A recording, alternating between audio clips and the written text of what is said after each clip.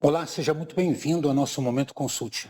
Eu me chamo Gilberto Meira, sou consultor jurídico tributário aqui da Consult e o nosso episódio de hoje, ele é destinado a tratar de um tema de interesse amplo, geral e irrestrito a todo contribuinte que navega nas águas turvas deste país.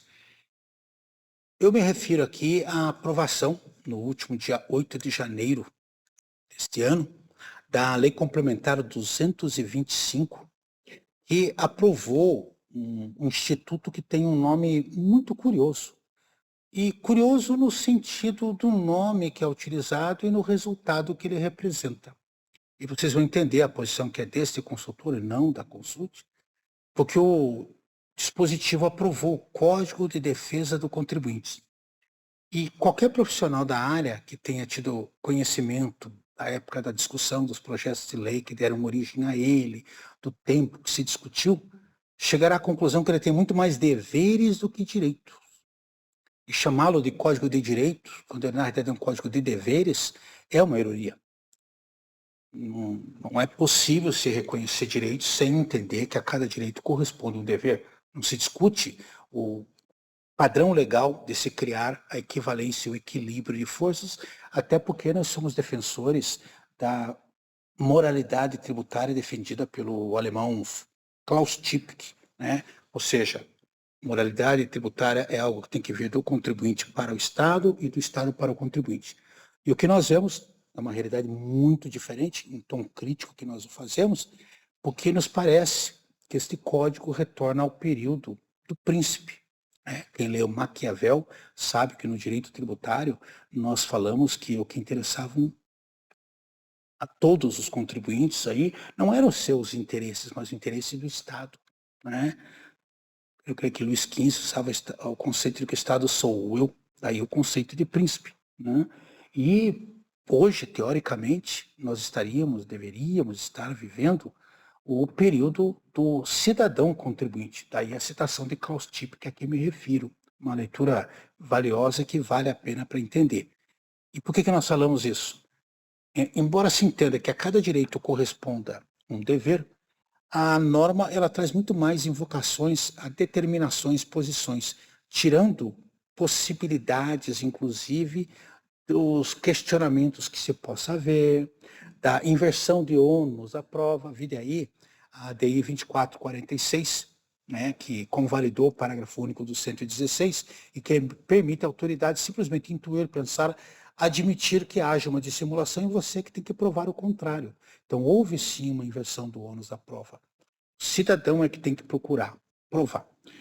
De qualquer forma, são regras que, se seguidas, não nos trarão problemas e que exigem uma observação bastante objetiva das suas regrinhas.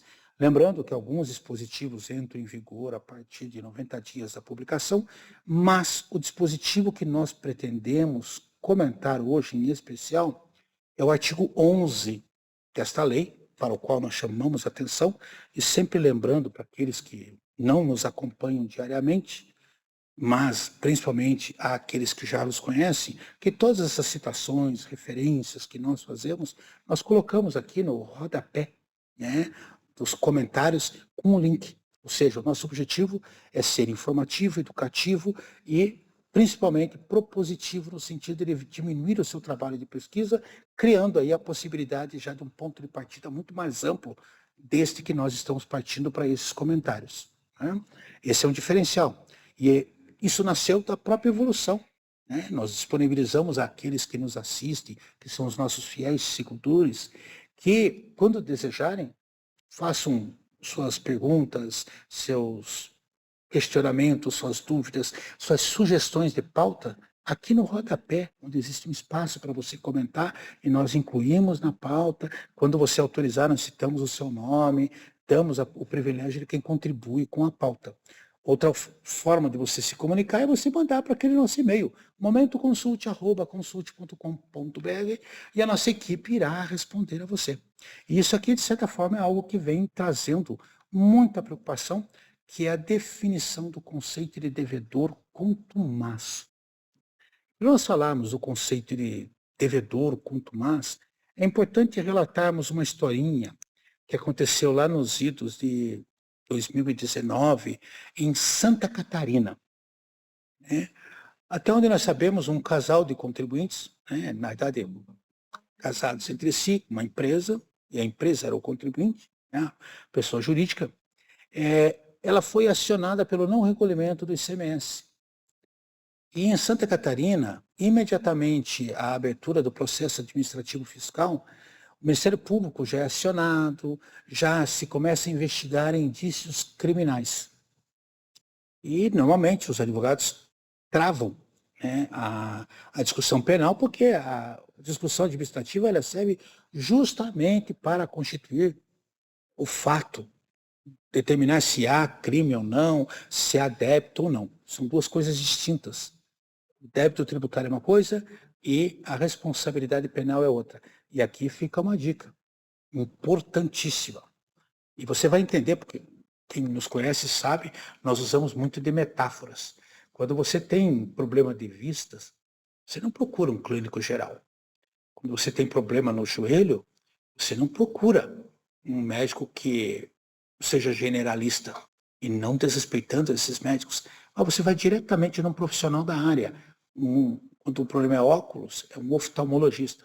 Nós lá do interior chamamos de oculista. Coisas do interior que só quem o é sabe disso, né? E um problema de joelho, nós procuramos o joelhista juramentado, brincadeiras à parte, né? O ortopedista, e a saber que hoje já temos ortopedistas especializados em membros inferiores, membros superiores, temos ortopedistas neurológicos, principalmente para a coluna, onde há muita inervação. A coisa evoluiu de um jeito que nós temos uma evolução constante.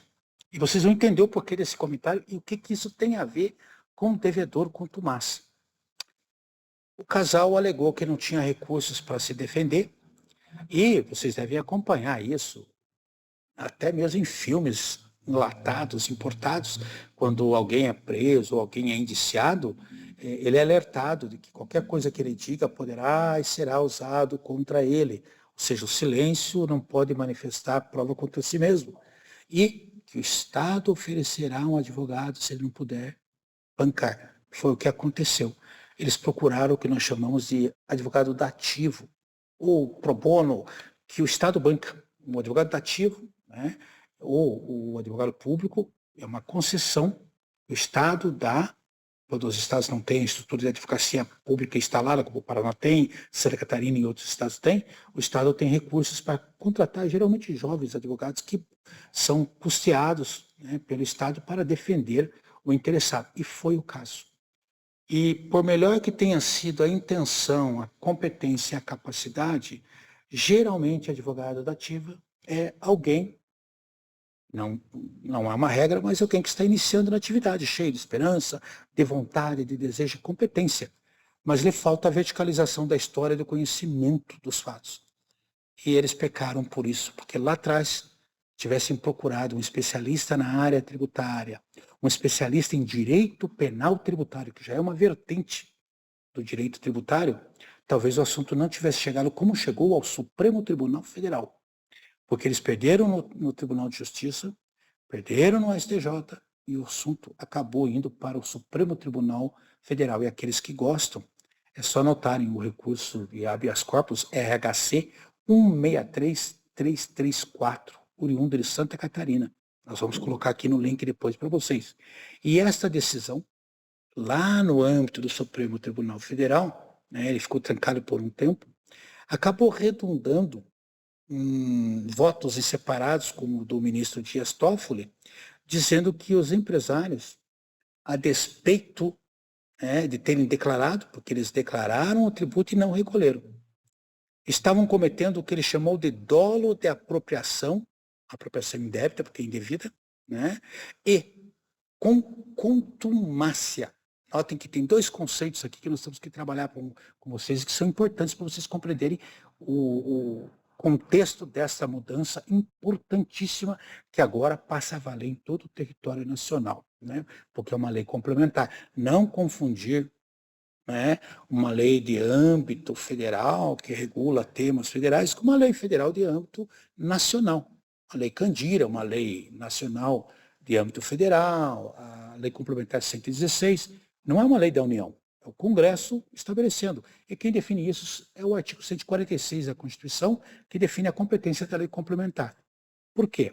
Porque na época da discussão se alegou que não havia um conceito de contumácia, né? Embora haja aí o dolo definido no Código Penal, o conceito de contumácia para recolhimento de tributos é algo que não tinha previsão. Pior, como não há na Lei Complementar 87, a Lei Candir, qualquer previsão, todos os estados tinham as suas definições e que eram diversas dentro da sua competência. Artigo 155, inciso 2, e também combinado com o artigo 24 da Constituição, em matéria concorrente, os estados têm autonomia, só que aí gerou uma diferença de conceito. E quando o assunto foi para o Supremo Tribunal Federal, você tem que ter, por força do equilíbrio, da harmonia, um julgamento voltado para o contexto nacional. Inclusive, nós alegamos à época que a decisão e o voto em vista, o voto em vista do ministro, ele feria o Estatuto, né, de Direitos da OEA, o famoso Estatuto de 1929, 1930, mais ou menos, de São José da Costa Rica, né, que diz que ninguém pode ser preso por dívidas de natureza civil. É aqui que hoje nós temos a prisão do depositário infiel, coisa que hoje já é flexibilizada no judiciário, já não é bem mais assim, e principalmente, né, do parceiro, do marido, da esposa que não paga a pensão alimentícia. O que eu sempre peço às pessoas exija sempre um raciocínio lógico objetivo, porque a raiva, a motivação passional é muito grande e colocam na cadeia porque não há pagamento da pensão, só que tira a condição daquele que teria que pagar e trabalhar e produzir resultados. Ou seja, nem todo caso seria prático objetivo. Então, este ranço de separação não pode prevalecer, é bom senso. Por isso a gente sempre conta com os familiaristas, aqueles profissionais em direito de família, com bom senso. Você quer resolver o problema ou você quer dar um castigo? Se quer dar o castigo, põe na prisão, mas você não vai resolver o teu problema. Agora, quer resolver o problema?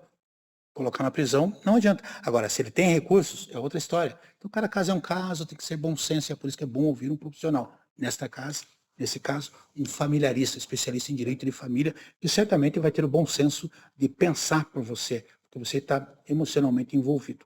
Voltando ao tema, nós entendemos que isso era competência de lei federal. E o tema acabou redundando que a posição do ministro dizia, com base no artigo 2º, inciso 2 da Lei 8.137, estabelecia que havia, pegando aqui a lei para mostrar para vocês, estabelecia no seu artigo 2º que é considerado crime, né, e especificamente constitui crime da mesma natureza em deixar de recolher no prazo legal o valor de tributo ou contribuição social descontado ou cobrado na qualidade de sujeito passivo de obrigação e que deveria recolher aos cofres públicos. Quando falamos sujeito passivo de obrigação, é inclusive sujeição passiva indireta.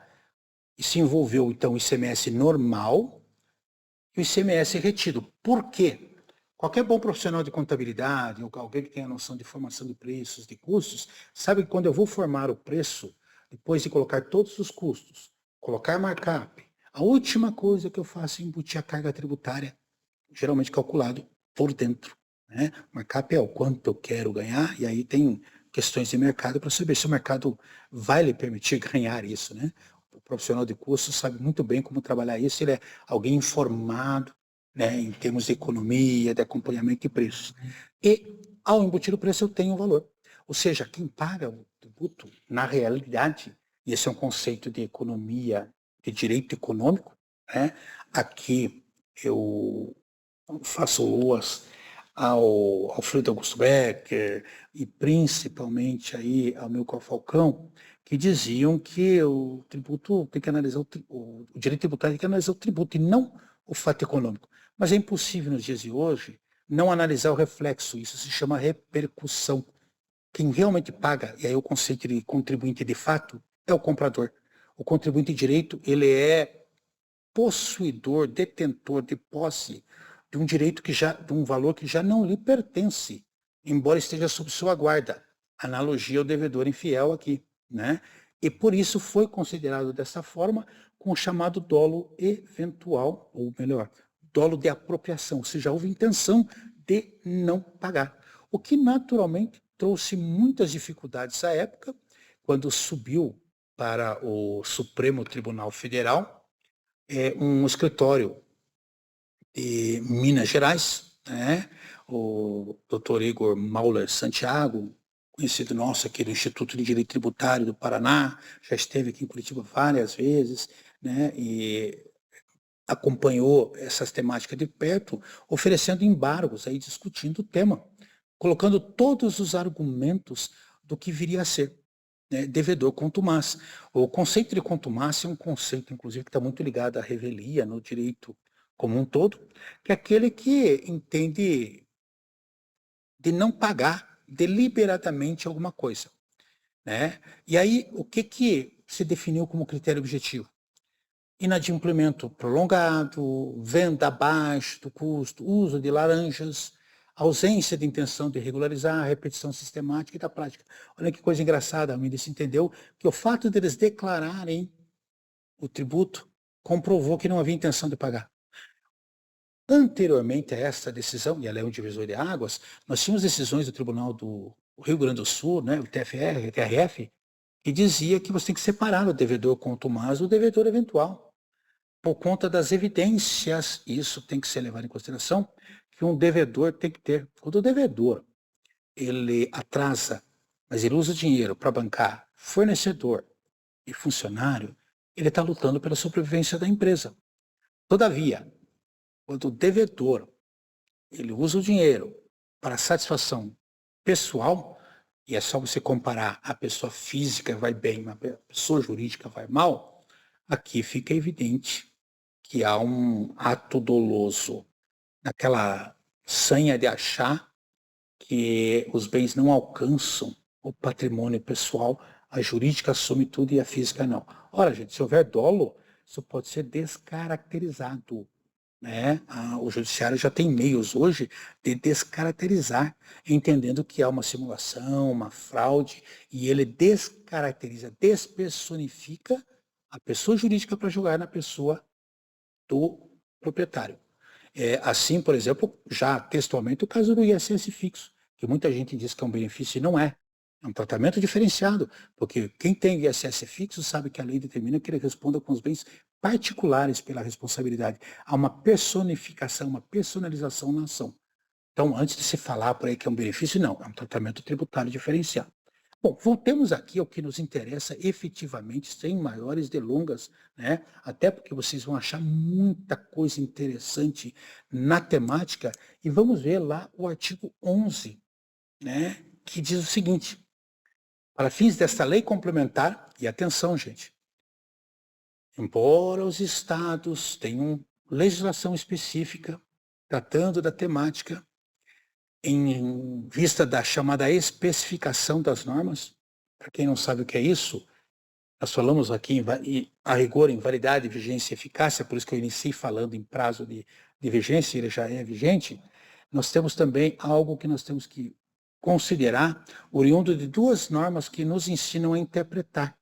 A Lei Complementar 95 de 98, que nos orienta como montar uma lei, e também a Lei de Introdução ao Direito Brasileiro, que é um decreto-lei de 1942. Se eu colocar no Google lá, Lei de Introdução ao Direito Brasileiro, e diz que a norma específica prevalece sobre a norma geral. Como nós temos 27 legislações tratando do tema, elas são derrogadas. O que é uma derrogação? A abrogação é a revogação total. A derrogação é a revogação parcial. E essa revogação, seja ela parcial ou completa, a Lei Complementar 95 de 98 e a atualização da Lei de Introdução ao Direito Brasileiro orientam que esta revogação seja expressa. Tá? Hoje vocês veem o risco na legislação mostrando. Mas nós vamos encontrar muita revogação tácita. Lei nova revoga a lei velha naquilo que ela seja imediatamente contrária. E lei superior, e aqui é uma lei complementar de âmbito nacional que abarca todos, é específica, à luz do 147, prevalece sobre as leis estaduais. Então não interessa mais o que Santa Catarina diz sobre isso, Paraná, São Paulo, o que interessa agora é o artigo 11, que são os critérios objetivos e você deve alertar o seu cliente, o seu patrão, que atua na área, que para fins desta lei, lei complementar 225, considera-se devedor contumaz sujeito passivo, cujo comportamento fiscal se caracteriza pela inadimplência substancial, reiterada e injustificada. Então, inadimplência substancial, reiterada, repetida e injustificada, literalmente. Parágrafo 1º. O caput do artigo da norma genérica e os parágrafos complementam ou excetuam. O sujeito passivo será previamente notificado, ou seja, direito à defesa, ampla defesa, em processo administrativo de que trata o artigo 12 da lei. Então, o artigo 12 trata do procedimento, nós não vamos avaliar, vocês é que terão a curiosidade de fazê-lo. Sobre a possibilidade de ser considerado devedor contumaz. É por isso que hoje vocês já recebem notificações incitando não só a empresa, como também os sócios da empresa. Esta é a razão. Por que normalmente o sócio vem sendo notificado junto com a empresa? Pessoa física, pessoa jurídica. Para fins do disposto desse capítulo, ou deste artigo, melhor dizendo, considera-se inadimplência substancial. Em âmbito federal, a existência de créditos tributários em situação irregular, inscritos em dívida ativa ou constituídos e não adimplidos em âmbito administrativo ou judicial, de valor igual ou superior a 15 milhões de reais, e equivalente a mais de 100% do seu patrimônio conhecido, que corresponde ao total do ativo informado no último balanço patrimonial registrado na contabilidade constante da ECF ou da ECD. Ou seja, gente, a partir do momento que você declara, e aqui eu junto, embora não tenha sido dito, mas fica evidenciado, a importância do IFD, ICMS, IPI, CFD, contribuições, onde você faz declaração de assunção de dívida. Está lá declarado. E aqui está reconhecido o valor. Ou seja, ele já está lançado. Quando ele usa a expressão, tá, inscrito ou constituído, ele não está inscrito, mas está constituído. E só estará desconstituído, pois que existem os 5 anos, se você retificar. Tá? Em âmbito estadual e municipal, considera-se inadimplência substancial a existência de créditos tributários em situação irregular, inscrito em dívida ativos ou constituídos, FD, e não adimplidos conforme previsto na legislação própria, quer dizer, os prazos de pagamento. Isso é gestão administrativa, é a única coisa que pode variar. E pode prever valores distintos daqueles 15 milhões. Então, o Estado pode colocar 30, 10, 5, o que ele quiser. O que é o conceito de inadimplência reiterada? Veja que critério de federal e estadual para efeitos de substância é diferente. Reiterada, manutenção de créditos tributários em situação irregular em pelo menos 4 períodos de apuração consecutivos ou em 6 períodos de operações de apuração alternada. Então, se quer fazer um planejamento de dificuldade, tome o cuidado de não atrasar pelo 4º mês seguido. Eu não estou defendendo a sonegação, a falta de pagamento, mas as dificuldades financeiras, o teu fôlego máximo, neste contexto que nós estamos falando, é limitado a 3 meses. O 4º mês dê um jeito de pagar, ou então pague o anterior. Nunca chega a 4 meses. Piora. Eu vou deixar esses 3 meses em aberto e vou pagar o 4º, depois eu volto no 5º. Vírgula. Ou 6 períodos de apuração alternados, no prazo dos últimos 12 meses. Então, gente, olha a engenharia que você vai ter que fazer. Nós estamos em fevereiro, né? Então, janeiro, fevereiro, março, abril, tá? 4 meses. É claro que se eu peguei 2 meses do ano passado, é exercício. Isso é uma coisa importante. Isso é para você fazer aquela ginástica em grau de desespero. Mas dá um jeito de pagar, buscar alternativas, resolver. 3. Também se considera injustificada a ausência de motivos objetivos que afastem a configuração da contumácia. Então, gente, aqui, quando você for notificado, é importante você dizer quais as razões de atraso. É, olha, eu tenho uma ação, eu tenho um bloqueio de contas, eu tenho isso, eu tenho aquilo. Eu tive um plano, lembra quem viveu aí, o plano do Collor, a segregação de R$ 50.000.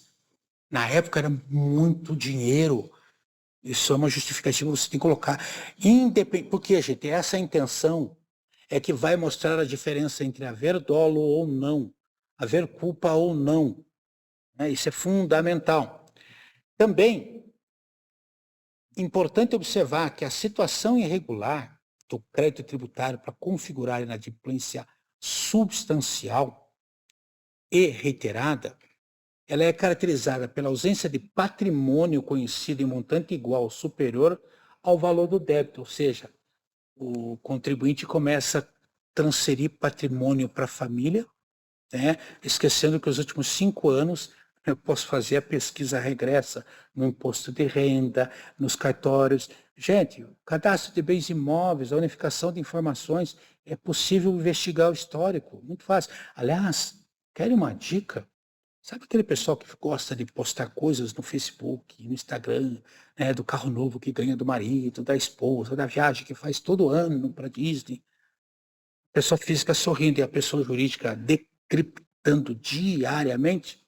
Ô, gente, os órgãos públicos de fiscalização, a Polícia Federal, né, a própria operação da Lava Jato, destruída com o passar do tempo, né, trazendo essa tristeza que temos hoje quanto aos resultados efetivos, foi usado com esse recurso. São os meios exteriores de demonstração de riqueza.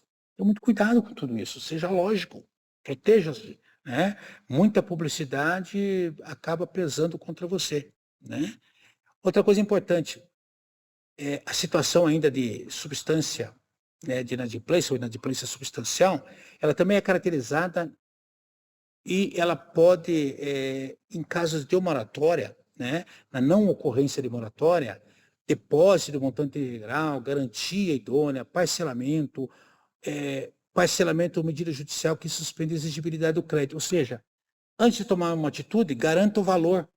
Vá atrás de recursos, sabe, penhora bens, faz o que for preciso para ter a garantia, para que haja, porque se o patrimônio estiver escondido, aí vai haver denunciação de extinção fraudulenta e provavelmente vai haver despersonificação da personalidade jurídica e vai afetar o seu patrimônio pessoal. Pergunta para um profissional de direito societário, de direito tributário, ele vai explicar isso para você. Claro que tem todo o processo administrativo, existem causas relativas a serem consideradas. Não havendo lei própria, aí no caso dos estados e municípios, o prazo do artigo 57, que define aqui a fundamentação, prevalece as regras aqui desta lei. Podem ser alegados pelo sujeito passivo, olha aqui, eles dão uma dica, para alegar a ocorrência de motivos, situações como circunstâncias externas que envolvam o estado de calamidade reconhecida pelo poder público. A inundação no Rio Grande do Sul, o caso lá de Minas Gerais, de triste lembrança, em que as empresas ficaram privadas de produzir recursos, né? Ou então, apuração de resultado negativo do exercício financeiro ocorrente no ano anterior, salvo indícios de fraude ou má-fé. Teu produto ele é uma commodity, ele vive de variação do dólar, e o dólar cai absurdamente ou sobe, inviabilizando o teu negócio, né? Você tem que analisar sinais econômicos. No caso aqui de execução fiscal, né, a ausência de fraude à execução, como a não ocorrência de distribuição de lucros e dividendos. Olha, gente, se você distribuiu lucro e dividendos, pagamento de juros e capital próprio, redução de capital social, fica muito difícil você alegar justificativa. A menos que você prove que a época da distribuição, olha a preocupação da historiografia dos fatos. À época havia saúde e a coisa aconteceu em tal período, então você tem que fazer essa divisão, né? Para demonstração dos motivos que afastam a fraude e execução, como a não ocorrência e distribuição de lucros, tá?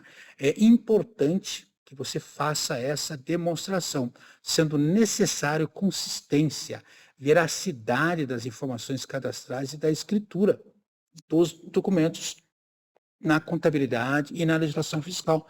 É por isso que hoje, quando eu oriento aqueles que nos acompanham, os nossos consulentes, olha, situação atípica, vai lá no livro termo de ocorrências, faz uma observação, aqui no Paraná é tudo eletrônico, mas eu sou obrigado a fazer isso? Não.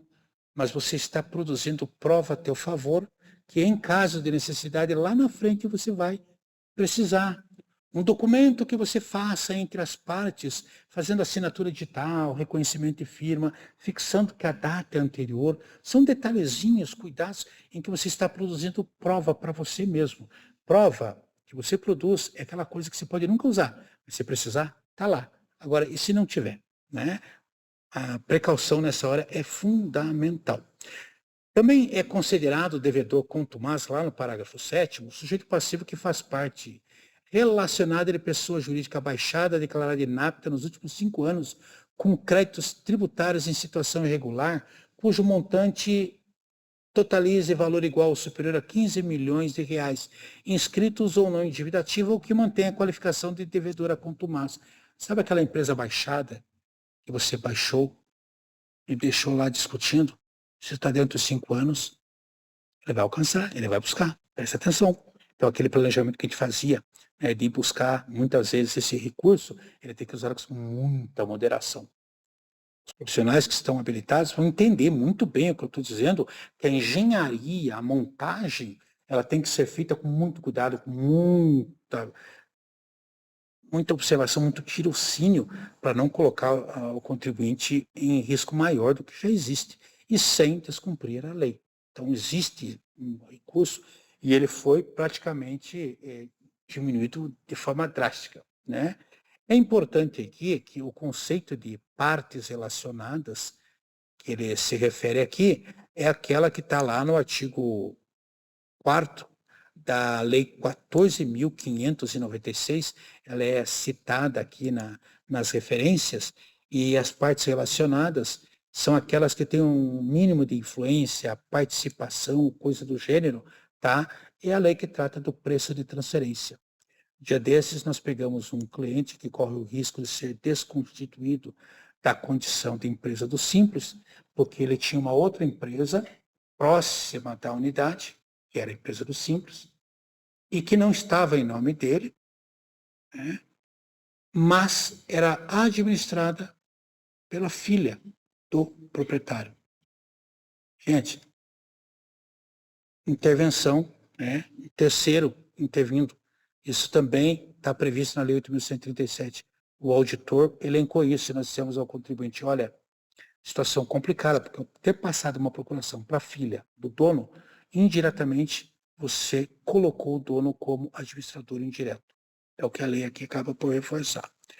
Do total de créditos, que se refere ali lineado para o segundo, lá os 15 milhões, você vai deduzir valores que dispensam a apresentação de garantia, créditos objetos de impugnação, você está discutindo no judiciário ou administrativamente, saldos de créditos tributários em moratória, créditos suspensos por medida judicial, créditos aí escrito em dívida ativa, mas com suspensão de exigência, a CND positiva com efeitos negativos, e demais parcelas previstas lá em lei específica, que é a Lei 8.137 de 90. Depois, no artigo 12, ele trata aí do processo administrativo fiscal.